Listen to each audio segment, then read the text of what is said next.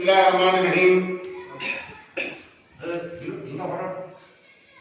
نحمده ونصلي على رسوله النبي الأمين وعلى آله واعبدوا الله ولا تشركوا به شيئا وبالوالدين إحسانا وبذي القربى واليتامى والمساكين والجار ذي القربى والجار الجنب والصاحب بالجنب وابن السبيل وما ملكت أيمانكم إن الله لا يحب من كان مختالا فخورا آمنت بالله صدق الله العظيم وصدق رسوله قال رسول الله ہر کام اللہ رب العزت کے لیے جو بلا شرکت غیر ثانی کائنات کا تنہا مالک درود و سلام ہزاروں درود و سلام رسول مقبول صلی اللہ علیہ وسلم پر قابل احترام حضرات یقیناً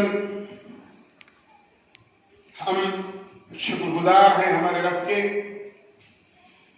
کہ ہم ایسے دین سے وابستہ ہیں جس کو ہمارے رب نے خود فرمایا کہ ان الدین عند اللہ الاسلام سارے جہاں والوں کے لیے رحمت بن کر ہے پھر امت سے مخاطب اللہ کہہ رہا ہے کہ لقد کان لکم فی رسول اللہ اسوۃ حسنہ تمہارے رسول کی زندگی تمہارے لیے نمونہ ہے جب سارے عالم کے لیے سارے جہانوں کے لیے رحمت بن کر ہمارے رسول آئے ہیں ہمارا معاملہ ہمارے تعلق سے اللہ سورہ نساء کی آیت نمبر 36 میں فرما رہا ہے اور تم سب مل کر اللہ کی بندگی کرو اس کے ساتھ کسی کو شریک نہ کرو ماں باپ کے ساتھ نیک سلوک کرو قرابت داروں یتیموں اور مسکینوں کے ساتھ نیک سلوک کرو پڑوسی رشتہ دار اور اجنبی ہمسایہ کے ساتھ اور مسافروں کے ساتھ جو تمہارے قبضے میں ہو احسان کا معاملہ کرو جو ایسا نہیں کریں گے ایسے لوگ اللہ کو پسند نہیں سامنے حضرات ہمارے رسول نے ہمارے تعلق سے فرمایا ہے کہ جو مومن اللہ اور یوم آخر پر یقین رکھتا ہے وہ اپنے پڑوسی کے ساتھ اچھا برتاؤ کرے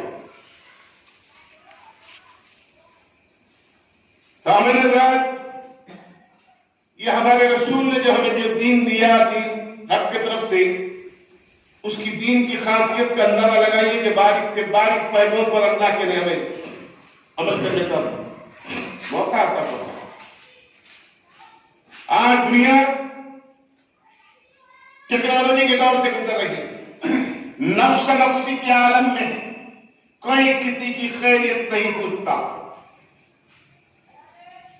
حال ہی میں ہمارے ملک کی ریاست کے اندر ایک غیر مسلم محلے کے اندر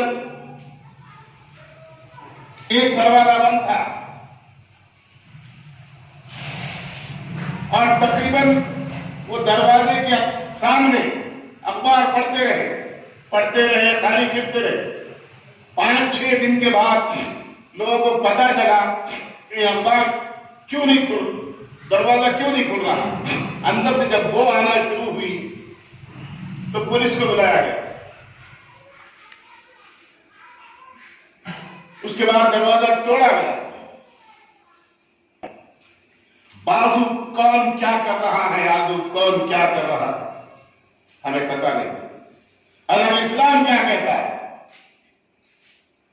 اسلام یہ کہتا ہے کہ آپ صلی اللہ علیہ وسلم نے اس حدیث میں سماعت فرمائی کہ میری امت کا مفلس کون ہے لوگوں نے کہا کہ غریب کنگال جس کے پاس پیسے نہیں آپ صلی اللہ علیہ وسلم نے کہا کہ نہیں بلکہ میری امت کا مفلس وہ ہے جو حج کیا ہوگا پیسے والا ہوگا رمضان کے روزے رکھا ہوگا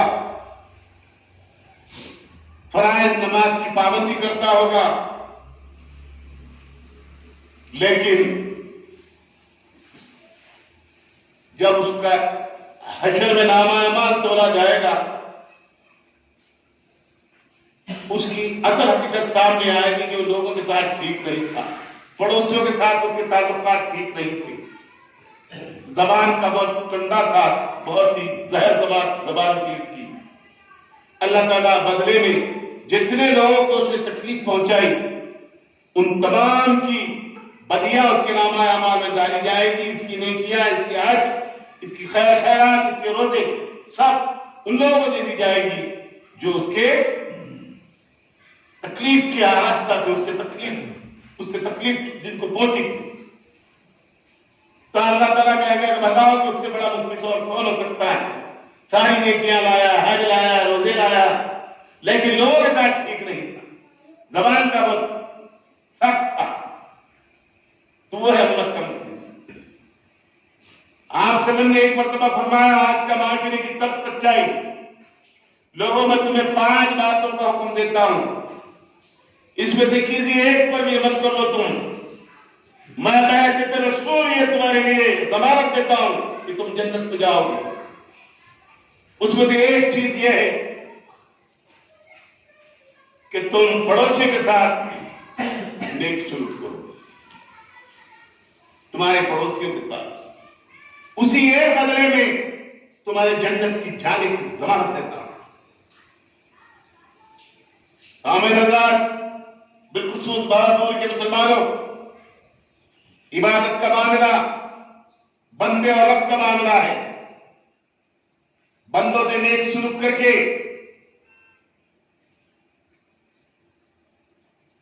اگر نیک سلوک نہیں کرتے ہیں، اللہ ہم سے ناراض ہوتا ہے۔ اگر ہم ساری عبادتیں ناکارہ چلی جائے گی اگر ہم بندوں سے نیک سلوک نہیں کرتے۔ بندوں سے، جو رشتہ داروں سے، پڑوسیوں سے، اڑوس سے اگر نیک سلوک کرتے ہیں تو اللہ کے رسول کیا کرے؟ تم جنت میں لازماً جاؤ۔ آج ہم پڑوسی کو بھول گئے، وہ کہ گاؤں میں ہوتا ہوگا لیکن شہروں میں تو بھول گئے۔ جیسے کہ میں نے وہ شہر کی مثال، 6 دن کے بعد میں سراؤنڈنگ کے کسی گھر والوں کو نہیں معلوم کہ اس گھر میں کیا ہوا۔ 6 دن کے بعد میں 3 لاشیں اس گھر سے نکلتی۔ آج مسلم معاشرے میں اگر ایسا ہو رہا ہے تو ہم واقعی جہنم کے ایندھن بننے جا رہے ہیں۔ حالانکہ پہلے کا دور یہ جو تھا، ہمارے رب نے ہمارے رسول کے ذریعے سے جو ہمیں تعلیم دی، اس میں یہ بھی تھا کہ اگر تم کہیں گھر تلاش کرو، خریدو یا کرائے پہ لو، تو اس وقت کے بزرگ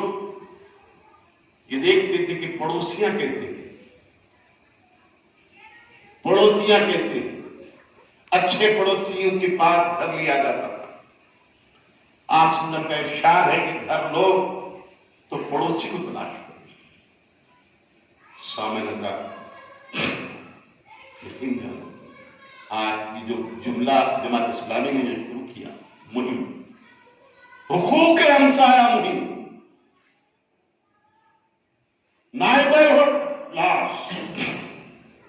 پڑوسیوں کے حقوق کے تعلق سے ملک کے کونے کونے میں، ہر مسجد میں، ہر چوراہے میں جماعت اسلامی یہ مہم چلا رہی ہے۔ مسلمانوں کو پڑوسیوں کے قریب کرنے کی کوشش کی جا رہی ہے، اور ساتھ ہی ساتھ برادران وطن تک یہ پیغام دیا جا رہا ہے، آؤ اسلام کے قریب آ جاؤ۔ ہم مسلمان پڑوسیوں کے ساتھ میں کیسا سلوک کرتے ہیں دیکھو۔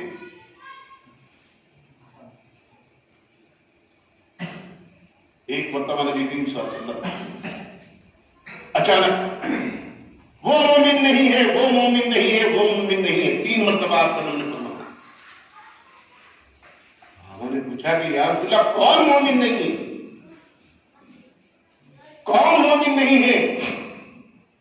آپ صلی اللہ علیہ وسلم نے کہا کہ جس کا پڑوسی جس سے خوش نہیں ہے وہ مومن نہیں۔ اگر آپ کا پڑوسی آپ سے خوش نہیں ہے، آپ کے پڑوسی سے آپ کے تعلقات نہیں ہے، کیا کہا اللہ کے رسول نے؟ قال اللہ، قال رسول اللہ، اللہ کے بعد اگر کسی کی بات سچی ہے تو اللہ کے رسول کی بات۔ رسول یہ کہہ رہے ہیں کہ تم مومن نہیں ہو سکتے جب تک کہ تمہارا پڑوسی تمہارے ساتھ کچھ